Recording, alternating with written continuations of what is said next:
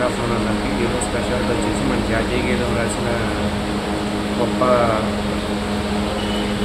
Poet and musical and from Bengal state, West Bengal state, Rabindranath Tagore గారిది 164th birthday అనమాట.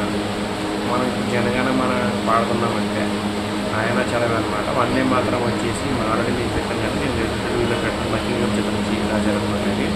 అది నేషనల్ యాంథమ్, ఇది నేషనల్ సాంగ్. నేషనల్ యాంథమ్ వేరు, నేషనల్ సాంగ్ వేరు. అండ్ దీన్ని గమనిస్తానని చెప్పి ఆశిస్తున్నాను. కావాలంటే డిఫరెన్సెస్ వేరు చేస్తాను నేను. నేషనల్ యాంథమ్ ఏంటంటే, నేషనల్ సాంగ్ అంటే ఏంటి, కావాలంటే ఇంట్రెస్ట్ ఉన్న కామెంట్లో కావాలని చెప్పి పెట్టండి. అండ్ ఈరోజు 164 years అయినా కూడా ఆయన పుట్టి 7th May 1861 పుట్టారనమాట.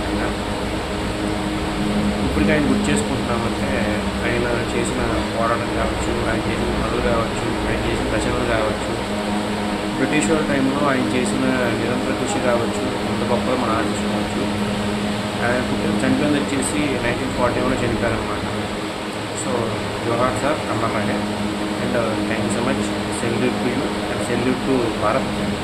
జై హింద్. అండ్ చిన్నప్పుడు మాకు 2 songs పాటించేవారు. ఫస్ట్ వచ్చేసి వందే మాత్రం, తర్వాత జనగణమన. ఈ 2 నేషనల్ సాంగ్స్, నేషనల్ యాంథమ్ అనమాట. సో ఏ స్కూల్ అయినా చిన్నపిల్లలకి ఏదైనా నేర్పిస్తారు ఫస్ట్. దేశం పట్ల మనం ఒక సిటిజన్గా పుట్టినప్పుడు మన దేశభక్తి చాటాకి 2 songs ఉండేవాడు.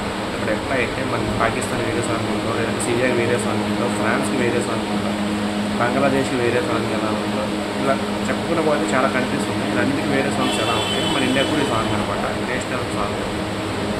మామూలు మీరు ఇండియా టీవీ క్రికెట్ ఆడుతున్నప్పుడు చూసుంటారు, జనగణమన సాంగ్ పెడతారనమాట ఏదైనా మన దీనికి వచ్చేటట్ట. సో దీన్ని గుర్తిస్తామని చెప్పి ఆశిస్తున్నాను.